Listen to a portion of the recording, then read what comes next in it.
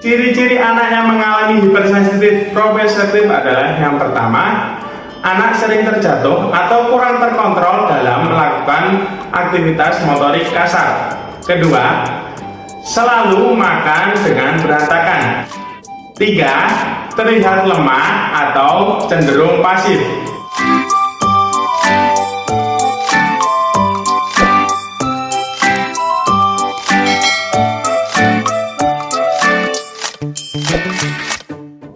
Hai Molan Kids, kembali lagi bersama saya Izal, okupasi terapis Flying Center Ponorogo.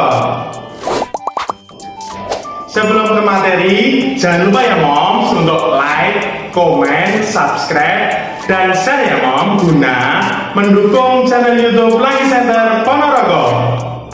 Nah, di sini saya tidak akan sendiri ya Moms, karena saya akan ditemani oleh teman saya yaitu Mbak Vivi yang akan membantu menjelaskan mengenai kondisi atau gangguan pada sistem sensori proprioceptif. Langsung saja ke materi ya Moms. Tapi sebelumnya Mbak Vivi akan menjelaskan mengenai proprioceptif itu sendiri.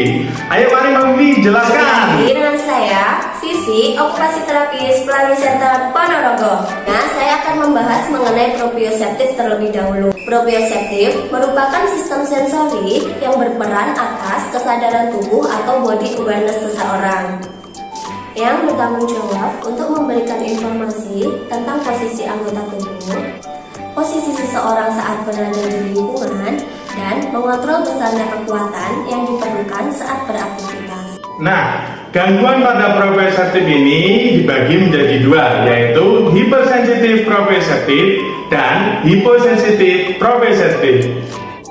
Untuk hipersensitif proprioceptif adalah anak kesulitan dalam menerima informasi dari visual dan auditori, sehingga anak kesulitan memberikan umpan balik yang melibatkan pergerakan otot dan sendi.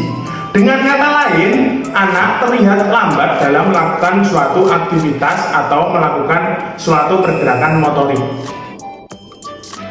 Ciri-ciri anak yang mengalami hipersensitif proprioceptif adalah yang pertama, anak sering terjatuh atau kurang terkontrol dalam melakukan aktivitas motorik kasar. Kedua, selalu makan dengan berantakan. Tiga, terlihat lemah atau cenderung pasif. Empat, kurang maksimal dalam mempertahankan posisi duduknya. Dan yang kelima, sering menolak untuk melakukan aktivitas yang bertujuan.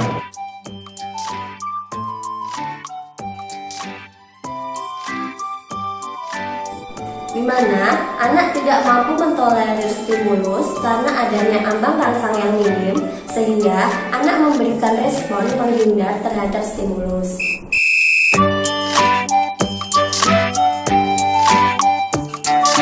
Yang pertama, lebih suka berlari, melompat, dan menginjak dengan keras ketika berjalan. Yang kedua, memegang benda dengan tekanan berlebih pada aktivitas yang disukai. Yang ketiga, menyukai aktivitas permainan yang membutuhkan banyak energi. Yang keempat, kesulitan untuk memanipulasi benda-benda kecil. Serta yang kelima, tidak menyukai pelukan dari orang lain. Yang pertama, pola asuh dari orang tua yang terlalu overprotective terhadap anak. Yang kedua, kurangnya eksplorasi terhadap lingkungan sekitar rumah atau lingkungan sekitar sekolah.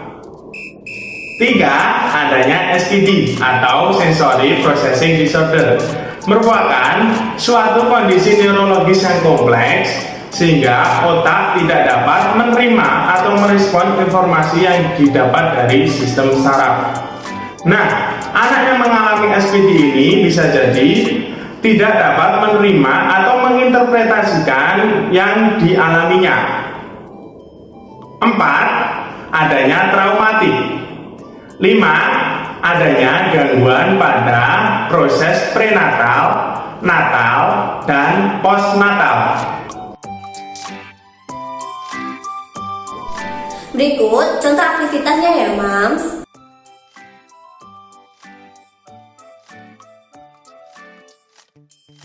Itu tadi Mbak Vivi sudah memberikan contoh-contoh aktivitas yang dapat menunjang atau memaksimalkan kemampuan sistem sensori proprioseptif.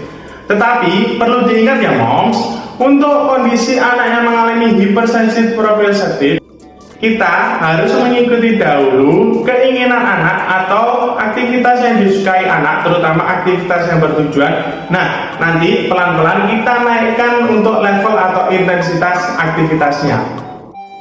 Demikian ya moms, penjelasan dari kita mengenai kondisi pada sistem sensori proprioseptif yang adanya hipersensitif atau hiposensitif. Semoga bermanfaat ya moms.